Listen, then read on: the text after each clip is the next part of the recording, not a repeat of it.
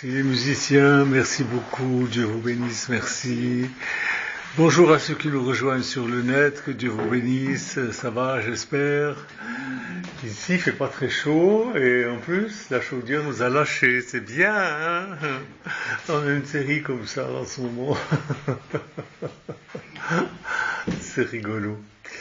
Enfin, rigolo, non, c'est pas rigolo, mais donc voilà, je vous tiens au courant de tout ce qui se passe, nos tribulations. Il y a une grande question qu'il faut résoudre dans la vie, c'est de savoir distinguer nos besoins authentiques et nos caprices. Parce qu'en fait, en réalité, les êtres humains que nous sommes, que Dieu a créés, n'ont que trois besoins fondamentaux. Le premier, c'est l'identité, le deuxième, c'est la stimulation, le troisième, c'est la sécurité. Alors c'est triste à dire, mais c'est pendant les temps de guerre que ces trois besoins peuvent être comblés au mieux. Dans une guerre, l'individu sait qui il est. Sur le champ de bataille, il sait très bien s'il est français, russe, allemand, ukrainien, américain, etc. Sur le champ de bataille, les gens sont stimulés parce que l'ennui n'existe pas. En temps de guerre, on n'a pas le temps de s'ennuyer. Il y a toujours quelque chose qui arrive, qui est à faire, etc. Et puis son sentiment de sécurité se développe parce que le but de la guerre, en fait, c'est de protéger les femmes, les enfants, son pays, une idéologie, voilà. Alors bon, il y a un meilleur moyen que la guerre pour combler ces trois besoins. Ce moyen, c'est, Jésus l'appelle, la rédemption, le rachat. Il nous a rachetés à un grand prix. Il a donné sa vie à notre place pour que nous soyons, il a payé le prix pour que nous soyons sauvés. Et quand Raphaël a prêché, ce 1er juin 1968, sa question c'était « Es-tu sauvé ?» Alors, il faut éviter d'employer ce mot « sauvé », le mot « perdu » à tort à travers, parce que si vous lisez le Nouveau Testament, vous allez vous apercevoir, ou si vous lisez la vie de Jésus, vous allez vous apercevoir que le mot « sauvé » est très souvent, il revient très souvent. C'est pourquoi nous devons connaître le vrai sens de ce mot. Qu'est-ce que c'est être sauvé? Je me rappelle toujours que quand je me suis converti, quelques jours après, j'ai parlé avec mon patron et je lui ai dit que Jésus m'avait sauvé. Il m'avait dit « Sauvé de quoi ?» Sauvé de quoi? Alors, on doit connaître le vrai sens de ce mot. Quand Jésus est venu sur la terre, quelle image il a voulu donner de lui-même? Quelle image il a voulu donner de lui-même? Il n'a pas voulu donner l'image d'un administrateur ou d'un administrateur omnipotent qui est partout, ni d'un PDG, ni d'un allié à un parti politique. Non, il a voulu donner de lui l'image d'un berger. Un berger. Alors avec Michou, on est allé en Israël, grâce à la famille Alamand, et là, nous avons vu des bergers. Alors des bergers, il y en a en Suisse aussi, il y en a en France, mais en Israël, ils sont très différents parce que le pays est différent, et au temps de Jésus, il devait être encore plus différent qu'aujourd'hui. Les bergers sont et étaient des gens modestes, humbles. Ils faisaient partie des humbles. Et Jésus imaginait un berger seul, là-haut sous la colline, avec son troupeau de moutons. Il endure les chaleurs torrides, le froid, les nuits d'hiver. Imaginez ce berger seul avec ses moutons, parce que voilà, en général ils sont seuls. Mais ils sont dévoués, il est dévoué, il est généreux, il est attentif, il est tendre avec ses moutons, et son visage il est comme du cuir brut parce qu'il était tellement exposé au soleil, ses yeux sont perçants à force de scruter l'horizon, chaque colline, chaque ravin, chaque rocher, dans la brousse pour s'assurer qu'aucune de ses brebis ne s'est perdue ou qu'il n'y a pas un loup qui s'approche. Il a les yeux perçants. Et dès qu'il s'aperçoit de l'absence d'un membre de son troupeau, le berger part à sa recherche. Et il ne revient que lorsqu'il l'a trouvé. Il ramène donc cette bête sur ses épaules dans la bergerie. Il la porte autour de son cou. Un simple berger. Voilà l'image que Jésus a voulu laisser de lui-même. Un simple berger. Le prophète Ésaïe l'avait annoncé. Dans Ésaïe 41, vous lirez, tel un berger qui fait paître son troupeau, il conduit les brebis mères. Il les conduit. Et souvenez-vous du psaume 23, l'Éternel est mon berger, je ne manquerai de rien. Il est avec nous, on ne manquera de rien, on n'a pas à craindre. Maintenant, on va lire quelques versets dans Jean chapitre 10. Ah, je n'ai pas noté, coquin. Jean 10.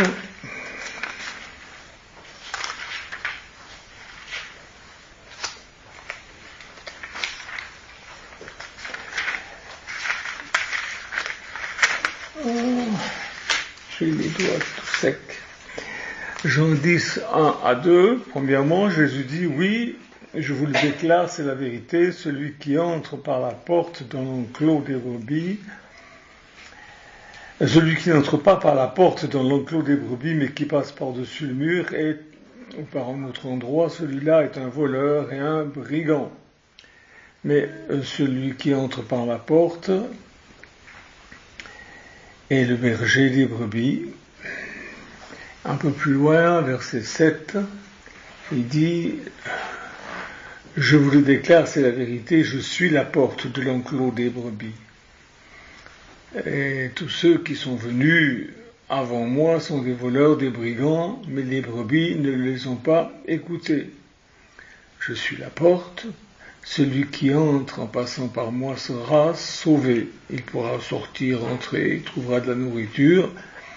Le voleur, lui, vient uniquement pour voler, détruire, mais moi je suis venu pour que les humains aient la vie, elle est en abondance. Je suis le bon berger, le berger est prêt à donner sa vie pour ses brebis.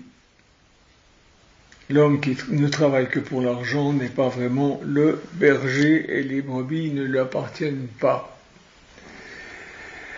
Au verset 14, maintenant, il dit, je suis le bon berger, je connais mes brebis, elles me connaissent,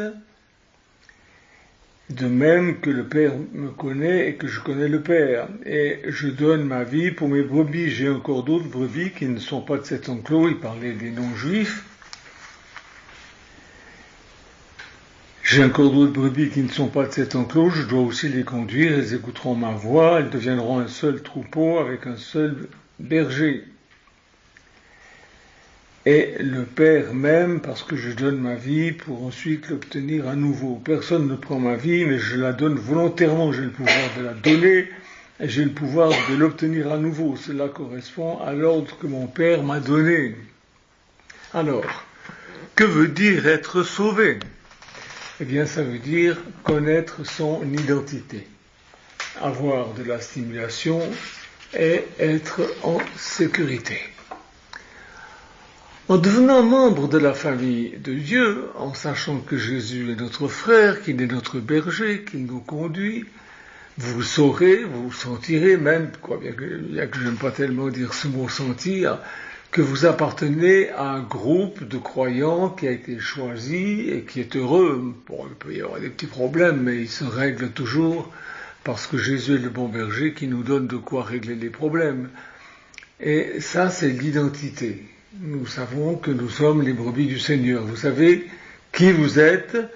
Vous êtes une brebis du Seigneur, vous êtes un disciple de Jésus, et le fait de savoir qui nous sommes nous amène à nous aimer nous-mêmes. Jésus dit, aime ton prochain comme toi-même. Et notre prochain, celui qui est principalement celui qui est dans le groupe. Bien sûr, on a des prochains qui sont les gens de l'extérieur, mais on aime premièrement les enfants de Dieu. c'est normal, on est attaché à eux. Il y a tant de gens qui se dévalorisent eux-mêmes et qui sont dévalorisés, qui ont été dévalorisés aussi. Alors je vais être cru quand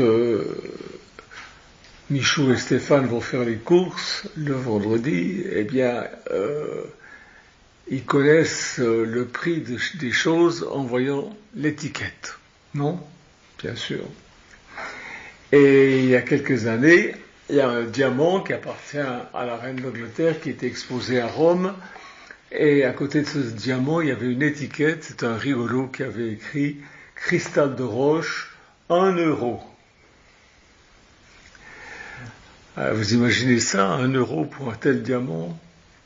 Et frères et sœurs, tant que vous ne saurez pas qui vous êtes, tant que vous ne vous joindrez pas à la grande famille de Dieu, vous ne connaîtrez pas votre vraie valeur, et n'importe quel farceur pourra estimer votre valeur à 1 euro. Bon, il ne vaut pas grand-chose.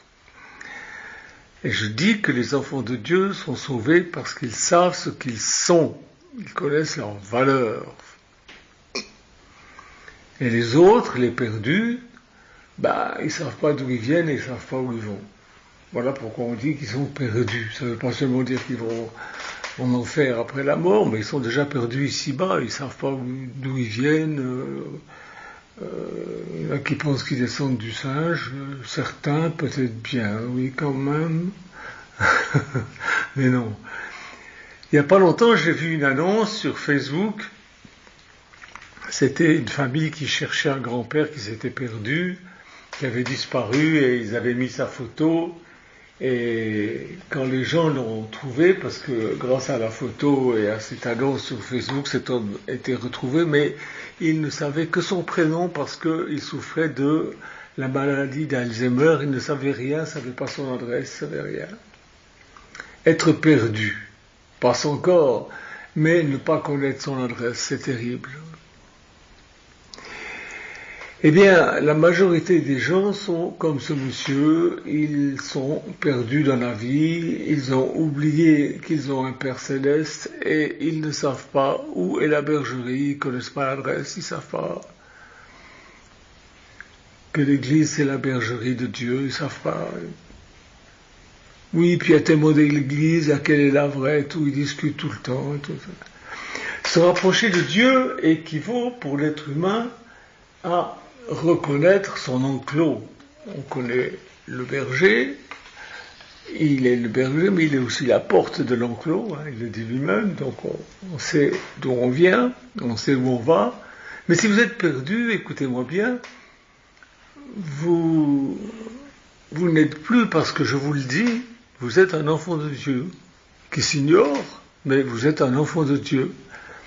Et vous devez revenir à votre origine divine. Vous ne descendez pas du singe, ni de l'arbre, d'où descend le singe. Vous ne descendez pas du singe. Si on descend du singe, pourquoi il y a encore des singes? Retrouver son identité, savoir qui on est réellement, savoir que Dieu est notre Père, et vous pouvez retourner à la bergerie.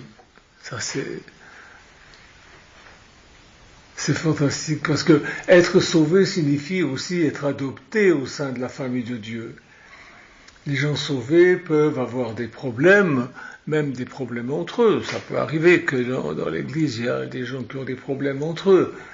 Mais ils sont quand même joyeux, ils sont quand même émotionnellement équilibrés, parce qu'ils savent qui ils sont, ils savent comment agir, ils ont un maître, un berger qui les guide, qui les dirige, qui les aide à régler les choses.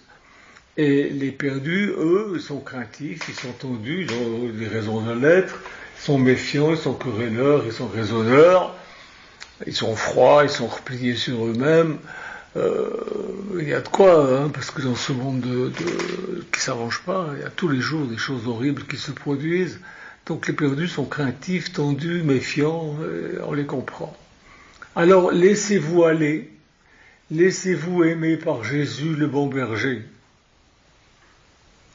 Vous me dites, mais j'y crois pas. Croyez en lui.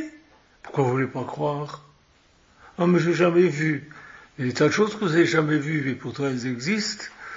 Je ne veux pas vous dire, il y a un prêtre qui a dit une chose horrible un jour. Je ne vais pas vous dire quoi. Vous voulez que je vous le dise? Oui. Vous voulez? Il a dit, vous ne croyez pas en Dieu parce que vous ne l'avez pas vu? Vous n'avez pas vu mon cul, et pourtant il existe. C'est un prêtre qui a dit ça.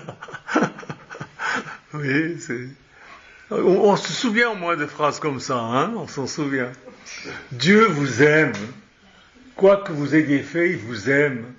Alors vous pouvez dès à présent profiter de l'effet stimulant de la société parce que, en fait, l'être humain est un être qui est fait pour vivre en société, qui est fait pour vivre en groupe. On n'est pas fait pour vivre tout seul. C'est vrai qu'on a besoin de temps en temps d'avoir un peu de tranquillité, de solitude. C'est vrai que moi, plus je vieillis, plus j'aime avoir des moments de solitude dans mon bureau avec mes bouquins, avec ma musique, mais on peut pas rester totalement isolé des autres tout le temps. C'est pas vrai. Nous avons besoin du contact avec d'autres esprits, d'autres personnalités, et le plus possible avec des gens qui pensent comme nous, qui croient comme nous, qui ont les mêmes aspirations, les mêmes buts. Dans la Bible, on voit que les premiers chrétiens, ils avaient un seul cœur, un seul but, ils mettaient tout en commun, ils avaient des buts, c'était des buts communs. Et quand on vit ensemble, quand on est dans l'enclos avec Jésus, avec les autres brebis du Seigneur, eh bien, on fait des projets. Vous savez, le pire aspect de la solitude, c'est l'ennui. C'est l'ennui. Et il vous faut avoir de bonnes relations avec de bonnes personnes parce que c'est une source importante de stimulation. C'est une source importante de stimulation. Je vous invite à vous joindre à la famille de Dieu parce que tous ceux que j'ai vus être sauvés ont commencé à travailler avec les autres, ont fait des choses auxquelles ils n'auraient pas pensé avant. Et parce que il y a des projets qui circulent et il y a de temps en temps un projet qui sort du lot et puis on se dit tiens on va faire ça, c'est super, c'est génial et on se met ensemble et on le fait et c'est bien, c'est formidable, ça donne de la stimulation. Quand vous devenez chrétien, vous joignez le rang du troupeau dont Jésus est le bon berger et vous êtes en sécurité. Je vais vous lire Colossiens 1, 12 à 14, où il est dit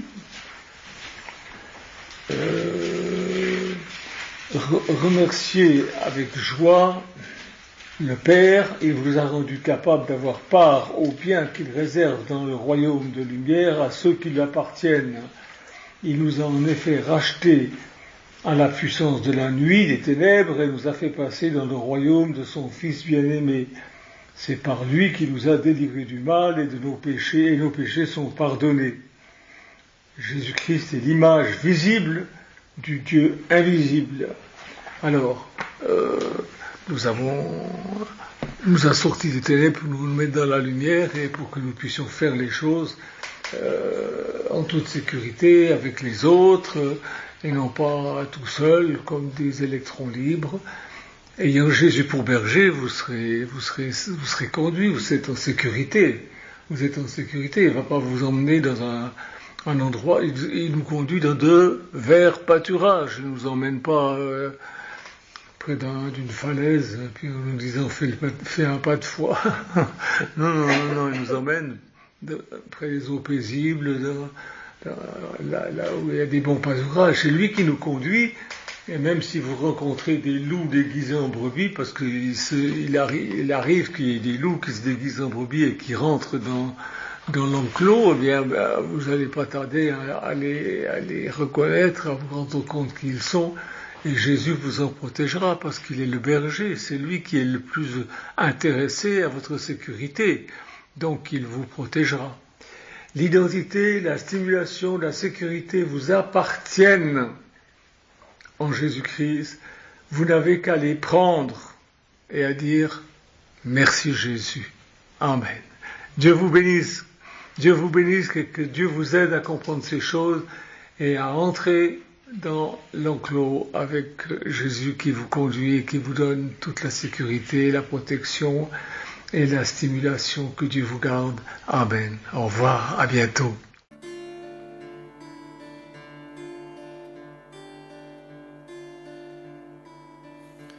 Ta parole est comme les diamants. Il résiste aux outrages du temps. Le vent divin caresse mon visage et console mon âme pas toujours sage.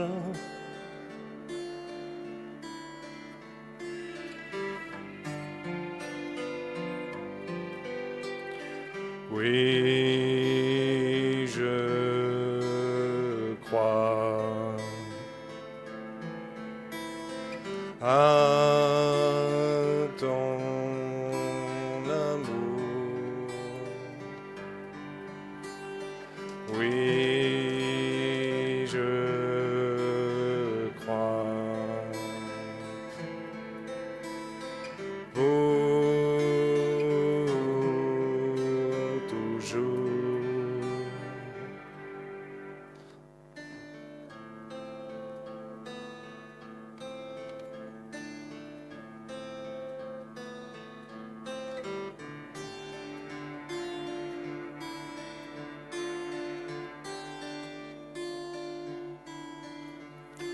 L'écrin de ta voix est beauté. L'orgueil de ma voix s'est fané. Le rouge et le noir m'ont saisi. Des erreurs passées qui ont blanchi.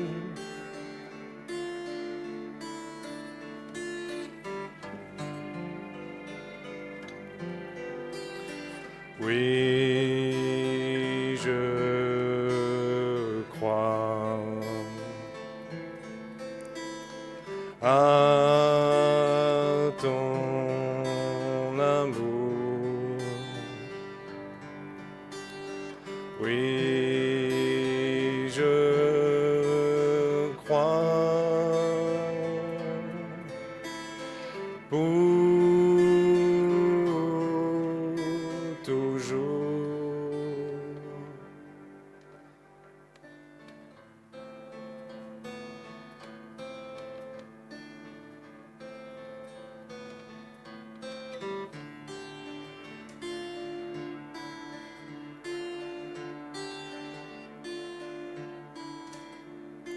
Tellement précieux, tellement fragile.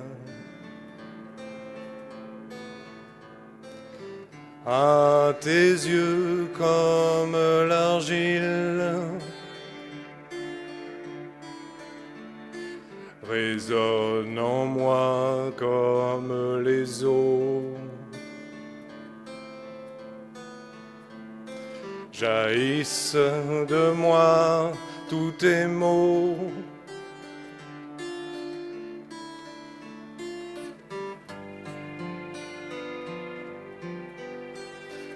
Oui, je crois à